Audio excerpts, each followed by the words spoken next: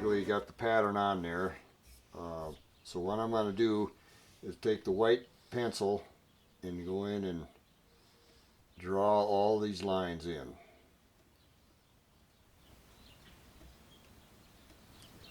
Okay, and I can tell you, any stock maker will tell you, and he's done it. Anytime you put a white line on a stock, you think you're going to come back later and it'll be there, but from handling it for an hour or two, it gets rubbed off. So I've had to save. That's why, you always save the pattern, and it's important to put the guy's name on it in case you got 2 or 3 others laying there. I may have to put this back on and retrace this white line. This tool is called a pounce wheel. It's a little wheel with little points on it, and it's originally used in the fabric industry to cut out material on a pattern. They'll lay out a paper pattern, and then this little wheel cuts right through the paper and slices through the cloth pattern. So this lends itself well to these paper patterns. So what I'm going to do next is the fun part.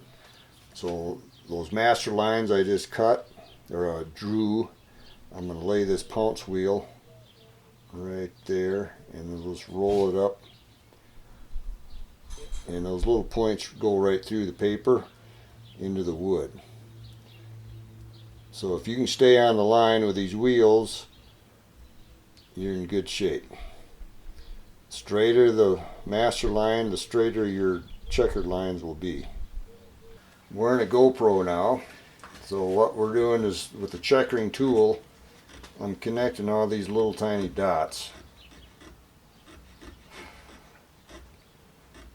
And again, straight line is in order. And if I taught checkering for years at Trinidad State Junior College, and I try to teach everybody, when you make a mistake, fix it immediately, because don't wait for it to multiply into a huge mess. So if you wiggle a little bit out of these straight lines, why, they're easy to bring back into straightness. But this is the stroke I use, about a 1/2 inch at a time, back up and back and forth, back and forth. And I'm going to stay a little bit shy of the chalk line, because that'll be, I don't know where my other lines are going to come in the end. So that's one. Alright, that's 2. So everything looks pretty good. I'm a little shy away from the actual line on both ends. So when I use an electric checkering tool, which is, if you've been to your dentist office lately, he uses one of these on these power packs to grind your teeth out in polishing. But some bright guy managed to make a little miniature saw, buzz saw for checkering. It has a little guide on the wheel that you can adjust in and out for lines per inch. And I've been using one of these for years, and it tends to save quite a bit of time. You'll recognize that sound from the dentist's office. So we're going to get going here.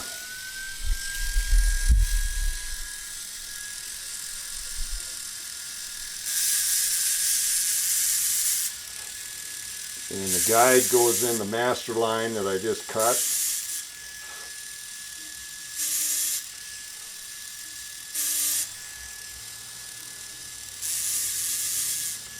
And again, I don't go all the way to the line. That's safe, because I'll come in the other direction. So you never want to get yourself in a hole. And this is drawn down towards you. So as the lines get a little bit shorter, I'm going to go in with a hand tool and sort of lengthen them out a little bit.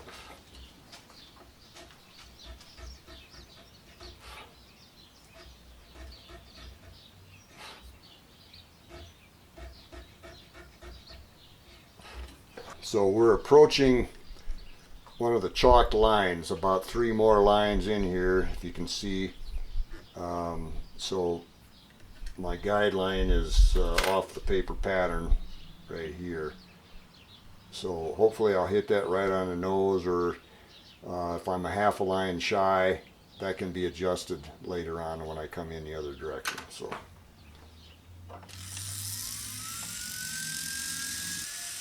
Alright, I think we're going to stop there. I'm a little bit shy, but I'm not sure.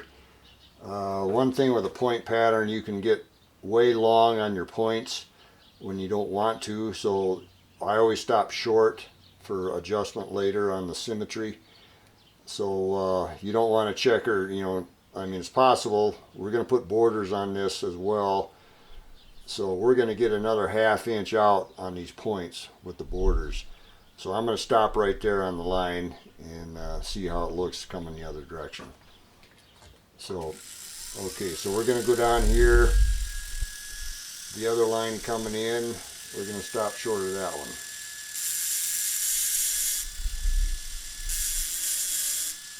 Now we're approaching this line, this long finished one.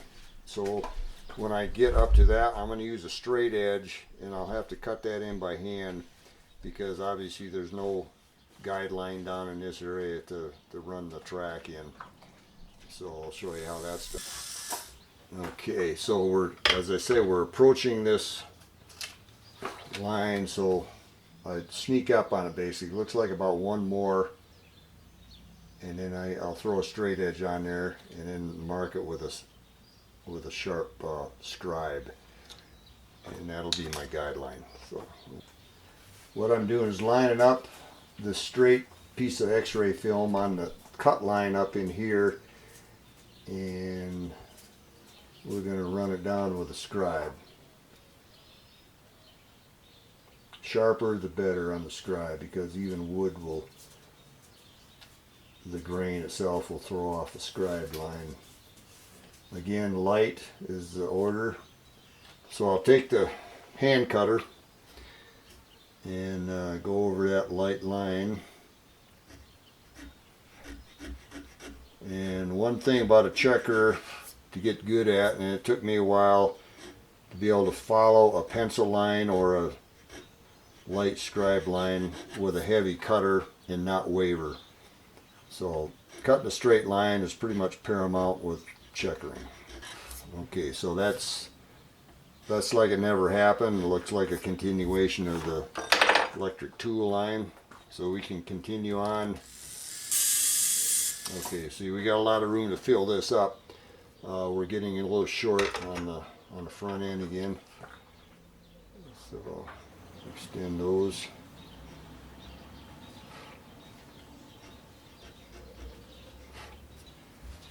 Okay, so again we're approaching another chalk line.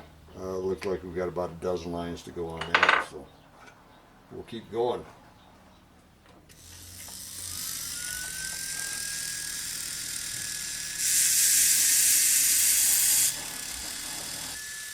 With the cradle, I tend to move the actual stock, keep the cutter still, so I rotate the stock under the cutter.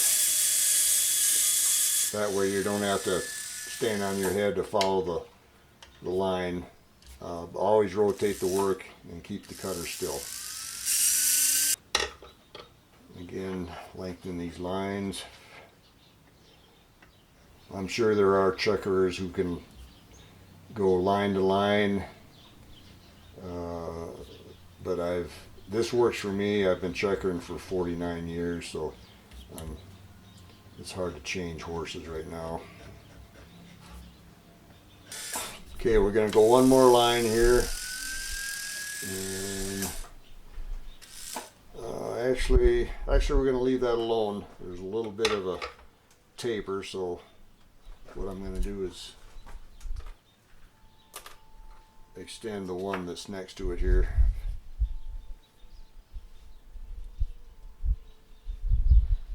Again, like I said, they get wore off if you're rotating the work. So. And then as these lines constrict, I have other tools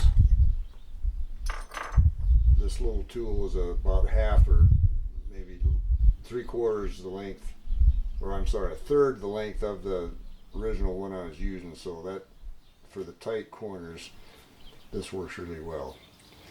So right now we're going to extend this sideline up a little bit.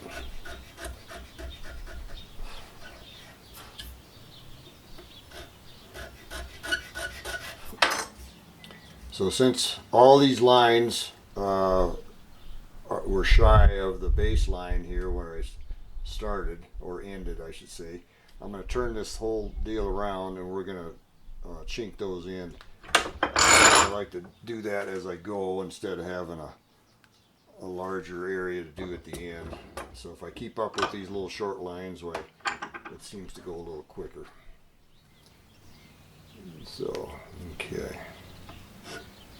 So make these points here come together. The side line.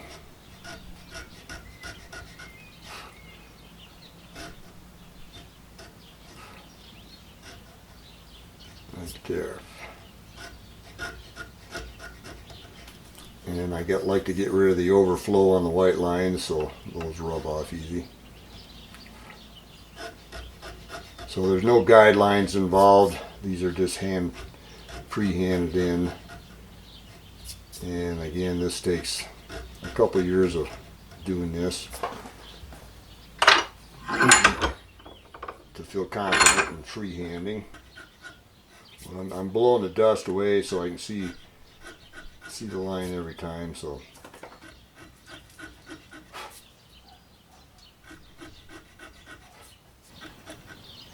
once again, I'm getting constricted here, so I'm going to switch tools to use this shorter one.